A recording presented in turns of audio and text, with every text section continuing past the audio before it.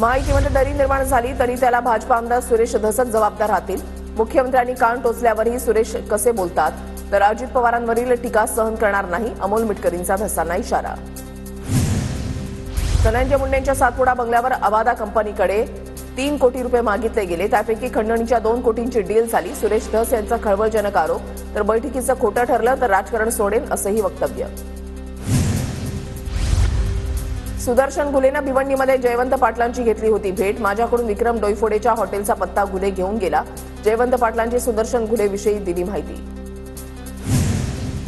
एसआयटीमधील अधिकाऱ्याचा निकालाच्या दिवशी वाल्मिक कराडसोबत आनंदोत्सव. बजरंग सोनवणेंचा आरोप. तर मित्रच वाल्मिकची चौकशी कशी करणार असा सवाल उपस्थित. एक अधिकारी बोलला, मी प्रेस घेतली तर खासदाराची चड्डी राहणार नाही. तुला माझं काय उघडं करायचंय ते कर. तुझी अँटी करप्शनमधून ट्रॅफिकमध्ये कशी बदली झाली ते कळेल. खासदार बजरंग सोनवणे पोलीस अधिकाऱ्यांचं आव्हान.